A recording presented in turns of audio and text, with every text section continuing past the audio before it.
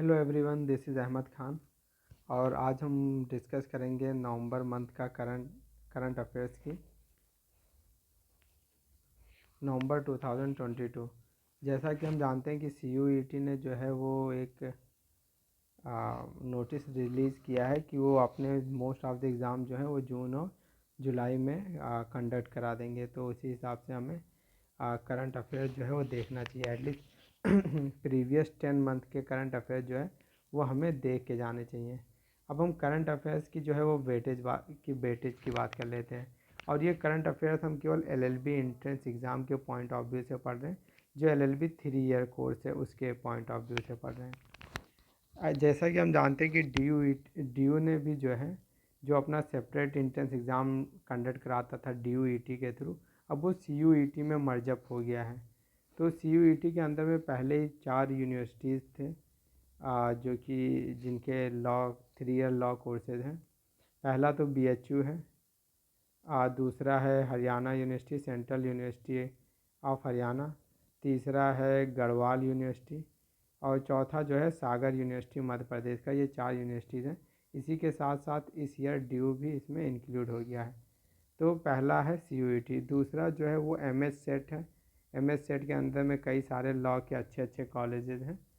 तो ये दो मतलब एग्ज़ाम्स हैं, एंट्रेंस एग्ज़ाम CUET और MS सेट, जिसके पॉइंट ऑफ व्यू से इसको फ्रेम किया गया है इस करंट अफेयर्स को।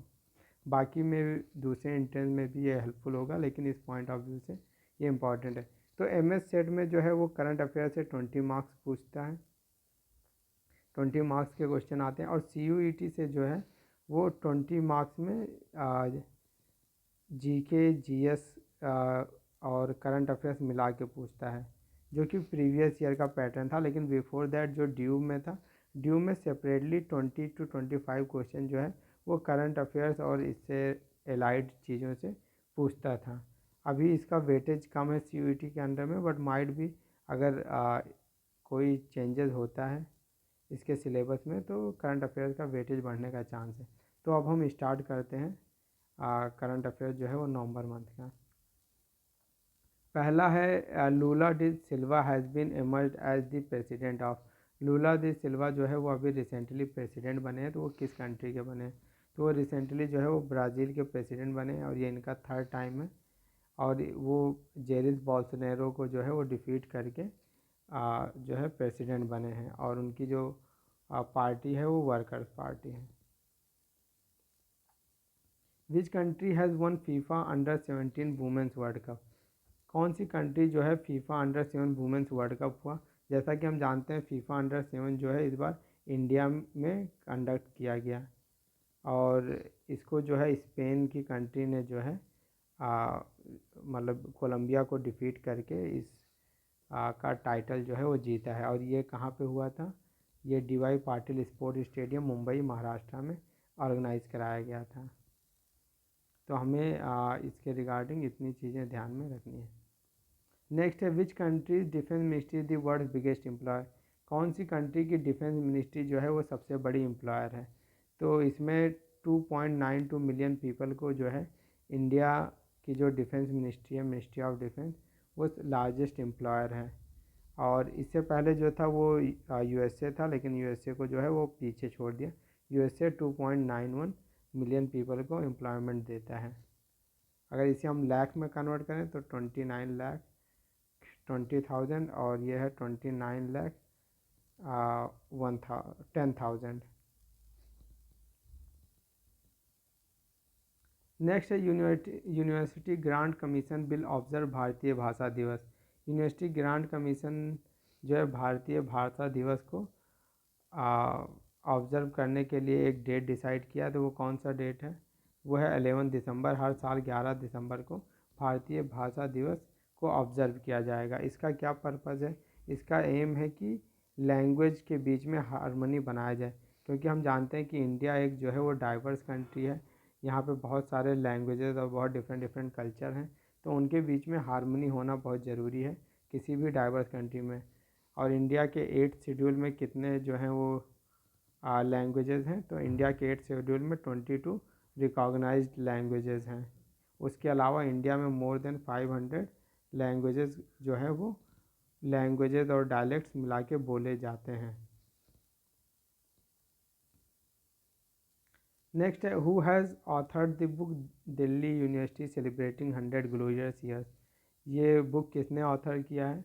तो इसके ऑथर जो हैं वो हमारे urban affairs minister, natural gas, housing and urban affairs minister Hardeep Singh Puri ji ने जो है इसको ऑथर किया है। और इसके जो फॉरवर्ड्स हैं वो अमिताभ बच्चन ने लिखा है। नेक्स्ट है एज पर global energy outlook 2022 report global emission will be peak by which year.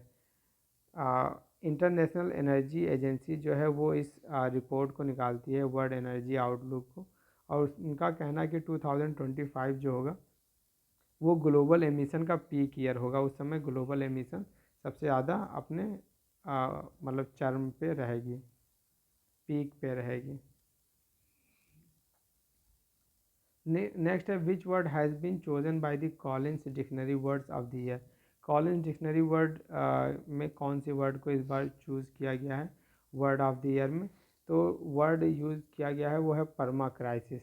Parma crisis का बेसिकली मीनिंग होता है extended period of in stability and insecurity. एक लंबे समय तक कहीं पे भी जो है वो अनस्टेबिलिटी हो और अनसिक्योरिटी हो, तो उसके लिए टर्म यूज़ किया गया है परमा क्राइसिस। और ये हम देख रहे हैं रिसेंटली यूक्रेनियन वॉर जो चल रहा है उसमें कुछ ऐसा ही सिचुएशन वहाँ का है, तो उस पॉइंट ऑफ व्यू से ये इम्पॉर्टेंट है। और हम जानते हैं कि सारे एग्ज़ाम में लॉ के जो है इंग्लिश को पूछा है, इंग्लिश के अच्छे वोकैब्स की रिक्वायरमेंट होती है, तो इस तरह के टर्म्स का हमें आइडिया होना बहुत ज़रूरी है।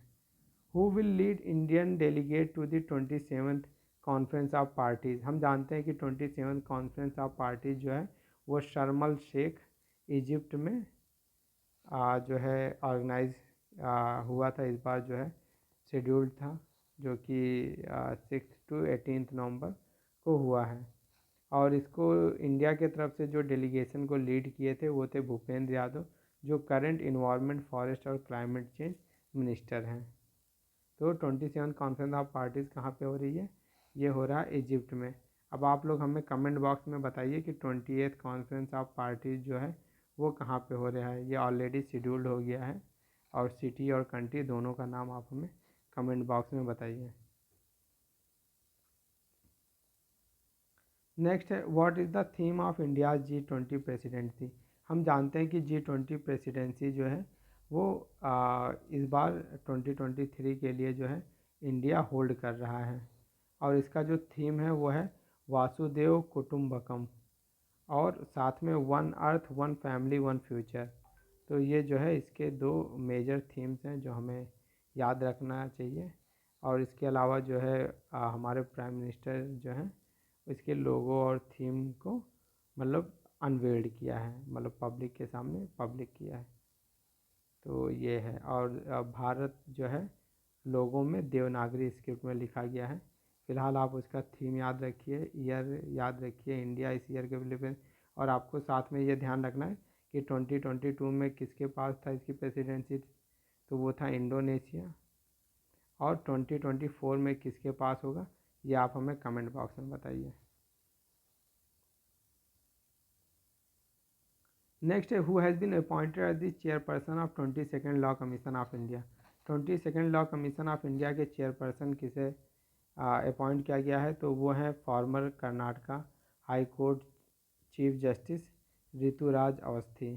तो जस्टिस ऋतुराज अवस्थी जी को जो है 22nd law commission of India का चेयरमैन अपॉइंट किया गया है। ये ओरिजिनली इलाहाबाद हाई कोर्ट से बिलोंग करते थे, फिर उन्हें वहाँ पे कर्नाटका हाई कोर्ट में भेजा गया, वहाँ पे वो चीफ जस्टिस होकर रिटायर हुए हैं। उसके अलावा और भी जो मेंबर हैं law commission 22nd law commission के, उसमें है justice KT Shankaran, professor Anand Paliwal, professor DP Verma, professor doctor Raka Arya and M Karunanidhi. ये जो हैं बाकी मेंबर्स हैं 22nd law commission of India के। Next, a new species of honey bee named Apis कैरिनजोडिया कैरिजोडियन जो है ये एक नई स्पीसीज़ की जो है वो खोज हुई है हनी बी की। ये आफ्टर 200 ईयर्स जो है इस तरीके का खोज हुआ है नई स्पीसीज़ की हनी बी के। और ये कहाँ पे मिली है? ये केरला में, वेस्टर्न घाट के उस पे, वेस्टर्न घाट में, क्योंकि केरला के अंडर में जो माउंटेनियस रीजन है, ये हमारा साउथ इंडिया है, हम जानते हैं, ये वेस्टर्न घाट है इधर महाराष्ट्र, कर्नाटका और केरला, और इधर ये जो है ईस्टर्न घाट, तो ये केरला वाले रीजन में इसकी मतलब खोज हुई है।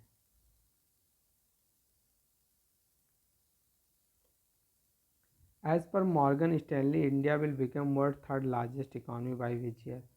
मॉर्गन स्टैनली जो है एक ऑर्गेनाइजेशन है जिसने ये रिपोर्ट पब्लिश किया है। उसके अकॉर्डिंग इंडिया जो है थर्ड लार्जेस्ट इकॉनमी बन जाएगा जीडीपी के मामले में। तो अभी जो है इंडिया अगर 2027 में थर्ड लार्जेस्ट इकॉनमी बनेगा, जापान और जर्मनी को सरपास करके। मतलब अभी करंटली इंडिया जो है फिफ्थ लार्जेस्ट इकॉनमी है।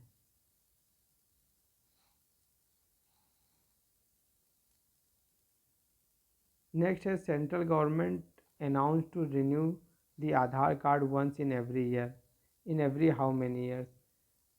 सेंट्रल गवर्नमेंट कितने साल पे आधार कार्ड को रिन्यू करने के लिए बोला है? तो हर 10 साल पे जो है सेंट्रल गवर्नमेंट जो है इसे मैंडेटरी बनाया है कि आपको अपना आधार कार्ड अपडेट कराना होगा।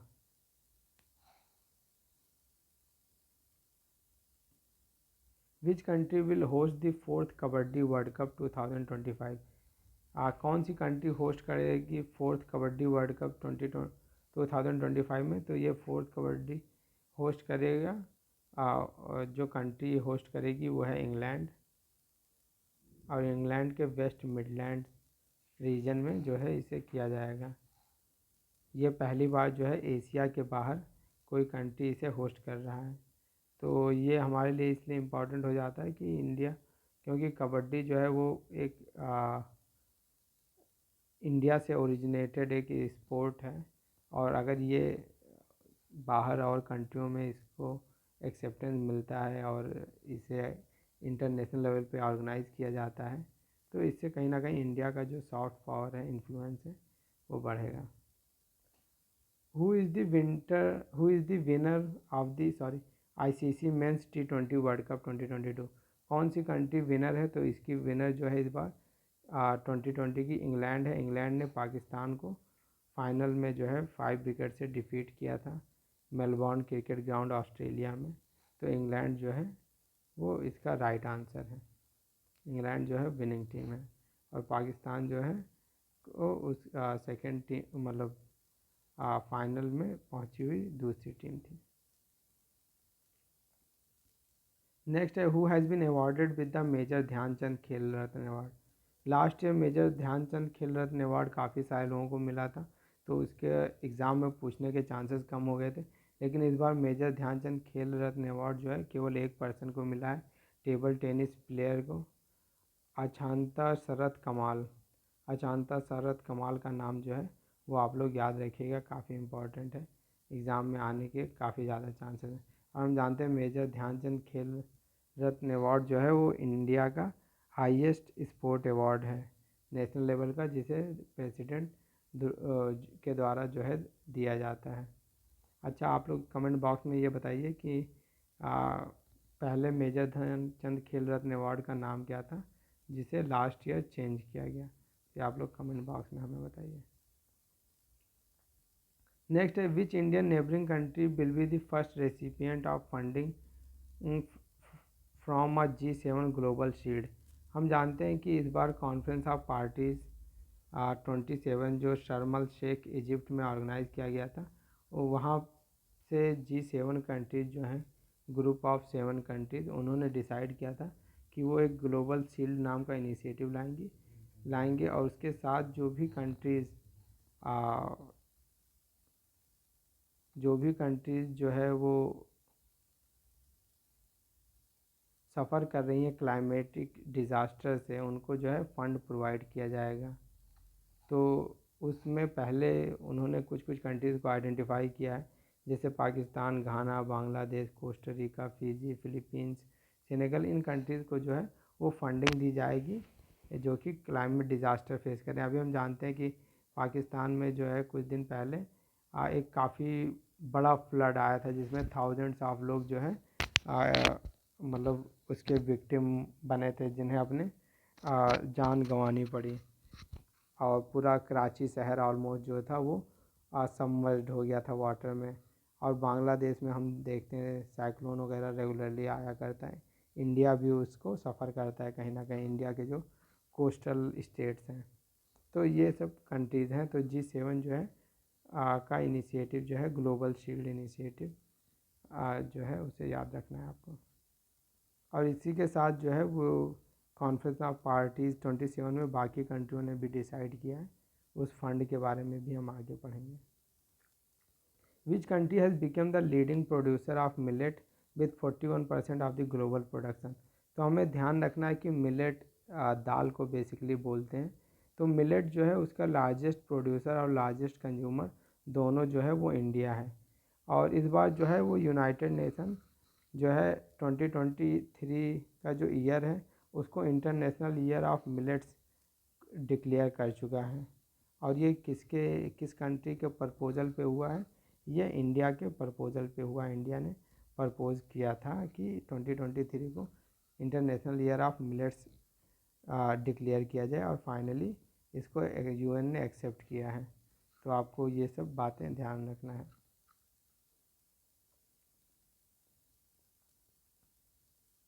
Next is what is the mascot for Paris 2024 Olympic and Paralympic. तो जो हम जानते हैं कि नेक्स्ट जो है ओलंपिक हो रहा है वो पेरिस में हो रहा है। फिर उसके बाद जो नेक्स्ट 2028 में हो रहा है वो लॉस एंजल्स में हो रहा है। तो ये आप पहले ध्यान रखिए। दूसरा ये है कि इसके मैस्कॉट जो हैं वो फ्रिजीज़ जो हैं उनके लिए यूज़ किया गया। फ्रिजीज़ एक एंशियंट टाइम में वेस्ट एशिया, जो अभी मॉडर्न डे टर्की वाला रीजन है, ग्रीक वाला रीजन है, वहाँ पे एक ये ट्राइब हुआ करती थी, उनको फ्रिजीज़ बोलते थे। तो उन पे ये नाम दिया गया है। तो ओलंपिक और पैरालंपिक दोनों पेरिस में हो रहा है। What is the name of India's first privately developed rocket. India के पहले प्राइवेटली डेवलप्ड रॉकेट का नाम क्या दिया गया है? तो पहले प्राइवेटली डेवलप्ड का नाम दिया गया है विक्रम-S। ये विक्रम-S जो है वो विक्रम साराभाई के नाम पे दिया गया है। और इसको जो बिल्टअप किया है प्राइवेट एजेंसी, उसका नाम है स्काई रूट एरोस्पेस। तो ये आपको ध्यान रखना है कि पहला प्राइवेटली डेवलप्ड, क्योंकि हम जानते हैं इसरो जो है वो गवर्नमेंट इंडियन गवर्नमेंट की जो है ऑर्गेनाइजेशन है, और ये प्राइम मिनिस्टर ऑफिस के डायरेक्ट कंट्रोल में होती है, इसरो जो होती है। तो लेकिन अब इसमें प्राइवेट प्लेयर भी आना शुरू हो गए हैं। नेक्स्ट है who has handed over the G20 presidency to prime minister Modi. किसने G20 प्रेसिडेंसी होल्ड किया? तो मैंने आपको बताया था कि 2022 के लिए जो है इंडोनेशिया के पास चेयरमैनशिप थी, तो इंडोनेशिया ने जो इसे ट्रांसफ़र किया है इंडिया को। नेक्स्ट प्रेसिडेंसी यही यहाँ पे लिखा हुआ है। तो प्राइम मिनिस्टर नरेंद्र मोदी जो है वो बाली गए थे इंडोनेशिया में एज्यूम करने प्रेसिडेंसीशिप फॉर दी, ये एक सिंबॉलिक था by the Indonesian president Joko Widodo. Next है कैम्ब्रिज डिक्शनरी ने किस वर्ड को word of the year declare किया है? तो the term is the homer. Homer word को यूज़ किया गया। एक बेसबॉल स्पोर्ट से रिलेटेड जो है टर्म है ये Homer. Who has been appointed as the new election commissioner of India. किसे new election commissioner of India appoint किया गया है? तो अभी जो न्यू इलेक्शन कमिश्नर है वो अरुण गोयल को new election commissioner of India बनाया गया है। और अरुण गोयल इससे पहले 1985 ईयर बैच के IAS ऑफिसर थे। जो कि वॉलंटरली रिटायरमेंट लेके इलेक्शन कमीशन ऑफ इंडिया बने। तो हम जानते हैं इलेक्शन कमीशन जो होती है, इलेक्शन कमीशन ऑफ इंडिया जो है वो 3 मेंबर की जो है वो बॉडी होती है। इसमें 3 मेंबर होते हैं, जिसमें एक चीफ इलेक्शन कमिश्नर होता है CEC, बाकी 2 इलेक्शन कमिश्नर होते हैं। तो चीफ इलेक्शन कमिश्नर कौन है करंटली? तो चीफ इलेक्शन कमिश्नर इस समय जो है वो राजीव कुमार हैं। तो ये इम्पॉर्टेंट है, ये आप ध्यान रखिएगा। साथ में अरुण गोयल जी का भी नाम याद रखिएगा। Who has inaugurated the no money for terror global meet in new Delhi? तो इसका इनाग्रेशन जो है वो प्राइम मिनिस्टर नरेंद्र मोदी ने किया है। और नो मनी फॉर टेरर जो मिनिस्ट्रियल कॉन्फ्रेंस है, इसको हेड किया गया था होम मिनिस्टर के द्वारा। और बेसिकली इसका पर्पज़ है कि जो टेरर फाइनेंसिंग है उसको रोका जाए, मनी लॉन्ड्रिंग वगैरह जो होता है उसको रोका जाए। और ये पहली बार जो है वो पेरिस में स्टार्ट हुआ था 2018 में, उसके बाद मेलबॉर्न 2019, और उसके बाद 2020 में इंडिया में शेड्यूल होना था, लेकिन ये हुआ नहीं ड्यू टू कोविड। तो फाइनली जो है वो अभी 18 नवंबर को ऑर्गेनाइज किया गया 2022 में। नेक्स्ट है, what is the official mascot of the Qatar world cup 2020? Qatar world cup का ऑफिशियल मैस्कॉट क्या है? तो ये काफ़ी इम्पॉर्टेंट रहा है इस बार का जो फीफा वर्ल्ड कप है, इससे डायरेक्ट क्वेश्चन आने कंफर्म है, तो आप इसको ज़रूर तैयार करके जाइएगा। लाइव जो है वो कतर मैस्कॉट का जो है ऑफिशियल, हाँ ऑफिशियल कतर मैस्कॉट जो है वो लाइव जो है वो नाम दिया गया। लाइव का बेसिकली मीनिंग होता है सुपर स्किल्ड प्लेयर। कोई भी सुपर स्किल्ड प्लेयर जो है उसको बोलते हैं लाइव। ये एक अरबिक वर्ड है। तो अभी आप लोग हमें कमेंट बॉक्स में ये बताइए कि जो फीफा कतर में ऑर्गेनाइज हुआ उसमें जो फुटबॉल था उसका नाम क्या था, वो आप हमें जो है कमेंट बॉक्स में बताइए। और कौन 4 टीम जो हैं वो सेमीफाइनल में पहुंची हैं। Next, India has launch the official website of Shanghai cooperation organisation. India ने ऑफिशियल वेबसाइट जो है वो लॉन्च किया है Shanghai cooperation organisation with the theme of, किस थीम से? तो थीम दिया है for a secure Shanghai cooperation organisation. लेकिन इम्पॉर्टेंट यहाँ पे ये याद रखना है कि इंडिया जो है वो 2023 में चेयरमैनशिप होल्ड करेगा शंघाई कोऑपरेशन ऑर्गेनाइजेशन। तो SCO का भी और G20 का, दोनों का, G20 की प्रेसिडेंसी और SCO की चेयरमैनशिप जो है इंडिया होल्ड कर रहा है ईयर 2023 में। और दोनों इम्पॉर्टेंट इंटरनेशनल ऑर्गेनाइजेशन है। नेक्स्ट है, which forum launch the loss and damage fund? मैं ऑलरेडी इस पर बात कर रहा था कि कॉन्फ्रेंस ऑफ पार्टी जो 27 हुआ शर्म अल शेख इजिप्ट में, वहाँ पे एक लॉस एंड डैमेज फंड बनाया गया। जो भी कंट्रीज़ जो पुअर कंट्रीज़ हैं, अंडर डेवलप्ड कंट्रीज़ हैं, और जो कि फेस कर रही हैं क्लाइमेट चेंज की वजह से डिज़ास्टर, उनके जो है इससे फ़ंड प्रोवाइड किया जाएगा। बाकी डिटेल जो है वो आप यहाँ से पढ़ सकते हैं। नेक्स्ट है, who has one the UN highest environmental award from India? India की तरफ से किसे जो है UN का हाईएस्ट इन्वायरमेंटल अवार्ड दिया गया है? तो UN का हाईएस्ट इन्वायरमेंटल अवार्ड का नाम जो है वो है चैम्पियंस ऑफ द अर्थ। और ये आसाम की एक लीडिंग कंजर्वेशनिस्ट हैं पूर्णिमा देवी बर्मन, उनको जो है यह दिया गया है। तो ये नाम आप याद रखिएगा। और champions of the earth award का नाम है, ये भी आप ध्यान रखिएगा। नेक्स्ट है, who will be chief guest for the Republic of India Republic day parade 2023 in India? Republic day parade के लिए किसे चीफ गेस्ट की तरह इनवाइट किया गया है? और फाइनली ये इनविटेशन एक्सेप्ट भी कर लिया गया है इजिप्शियन प्रेसिडेंट अब्दुल फातह अल सीसी के द्वारा। तो इजिप्ट के प्रेसिडेंट जो हैं वो इंडिया के इस बार जो है चीफ गेस्ट होंगे रिपब्लिक डे परेड के लिए। और ये पहली बार जो है कोई इजिप्शियन लीडर जो है वो इंडिया जो है इंडिया में रिपब्लिक डे परेड के लिए इनवाइट हुआ है। नेक्स्ट है who is set to become the first women president of the Indian Olympic association. कौन जो है वो पहली बार first women president of Indian Olympic association की बनेंगी, तो वो हैं पीटी ऊषा। पीटी ऊषा काफ़ी पॉपुलर और लीजेंडरी स्पोर्ट्स वुमेन थी, athlete, Indian athlete, and she has one 11 medal, 4 gold medal in Asian games. तो और अभी करंटली पीटी ऊषा जो है वो राज्यसभा मेंबर भी हैं, नॉमिनेटेड मेंबर ऑफ राज्यसभा। तो आप लोग बताइए कि राज्यसभा में प्रेसिडेंट जो है वो कितने मेंबर को नॉमिनेट कर सकता है, कमेंट बॉक्स में बताइए। नेक्स्ट है who has become the first women to officiate the men's FIFA world cup. यहाँ पे एज अ रेफरी जो है कौन सी वुमेन ने वर्क किया था मेंस फीफा वर्ल्ड कप में, तो वो जो है फ्रांस की वो पर्सन है स्टेफनी फ्रेपर्ड जो है वो पहली फीमेल बनी है जो कि मेंस वर्ल्ड कप मैच को ऑफिशिएट की थी एज अ रेफरी।